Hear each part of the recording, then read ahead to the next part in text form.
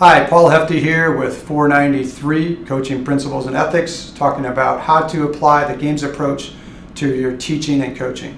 We'll talk about concept teaching, technical and tactical skills, and then planning for your teaching.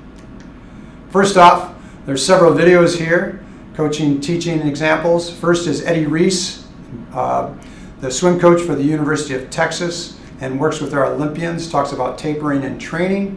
And then thirdly is Pat Summitt at a halftime of a national championship game. Try to review these videos on the PowerPoints and look at one thing that you could apply and learn from in their teaching methodologies to your own portfolio. So go ahead and pause at this point, view that, and make those notes.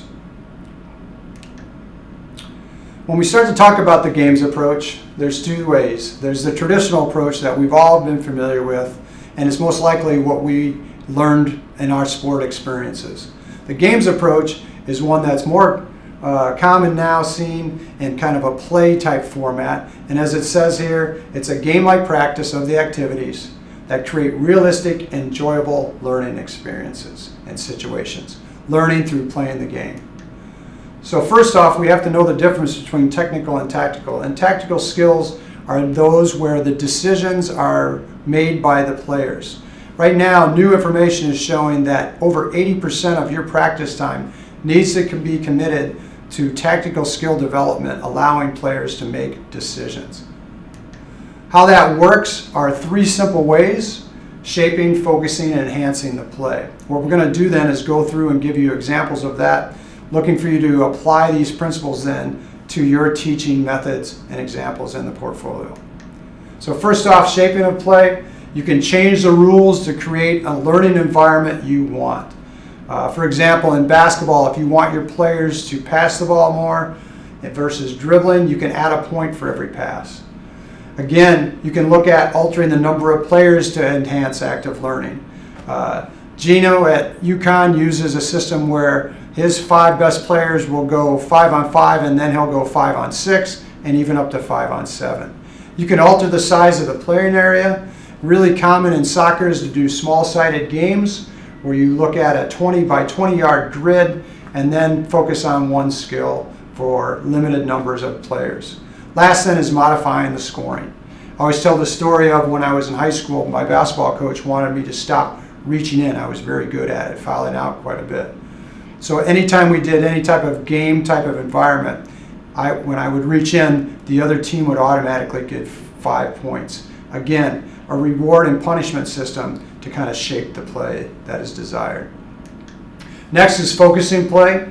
And again, this is just looking at key elements of the game you want those players to learn. The main thing here is pick one thing instead of numerous. So you want to simplify, focus on the quality versus the quantity of the practice, and then go to single skill focus. Keep it simple and sound. Another important process here is to do a freeze and rewind.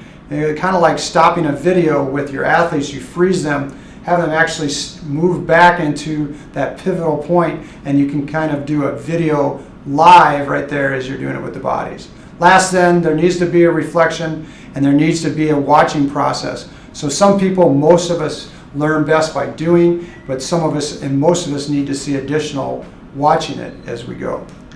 Last then is enhancing play. Very simple. It's presenting challenges during practice. Make sure you're challenging good versus good, matching the talent versus 1s versus 2s, 2s versus 3s. Develop situational periods where you focus on certain situations or decisions that are going to be made during the game that are pivotal. Make a game within the game. Create that atmosphere, point systems, and little contests. Perfect plays for conditioning. It's a way to make sure you're doing decisions. You can even do this on air. I like to start practice this way. It gets us to focus, it enhances the play, and then we keep a natural flow of conditioning for a certain period of time. And lastly then, T-games. A good example of that is doing a fun finish of playing tag versus just running sprints. Again, the key practice needs to be a contest chopped into parts and emphasized by needs and the priority and critical factors within being successful. How to apply that? Begin practice with a game again. Good start means a good finish. Also redesign some of your drills to make them more game-like. Make sure there's fun. The small-sided games process. The key here, though, is to study your sport, identify tactical principles of that sport, and then design drills to meet those needs and principles for your athletes. Again, quality research and current research of the teaching progression.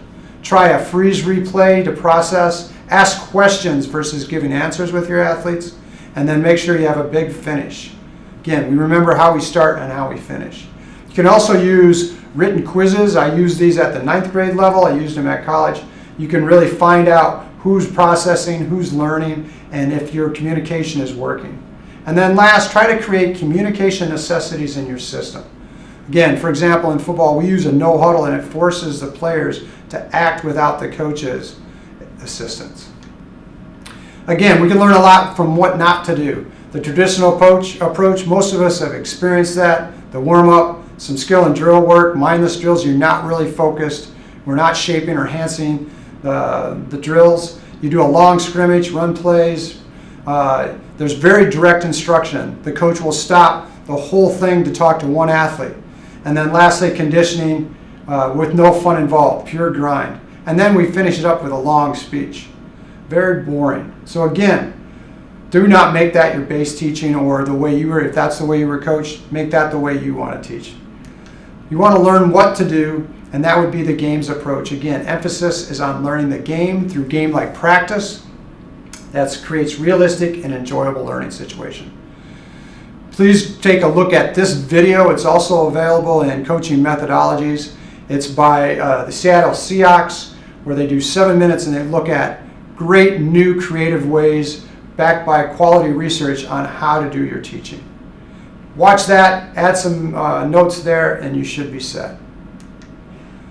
What you want to do then, as you get in your portfolio, is take all of this and put it into a practice lesson plan that shows an illustration of how you would use this games approach and the different ways to do that.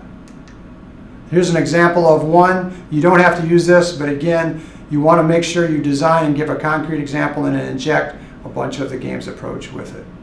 If you've got questions, let me know. Otherwise, this should complement the teaching lecture that we talked about, taking that research and information, and now how to apply it and put it directly into your portfolio. Thanks.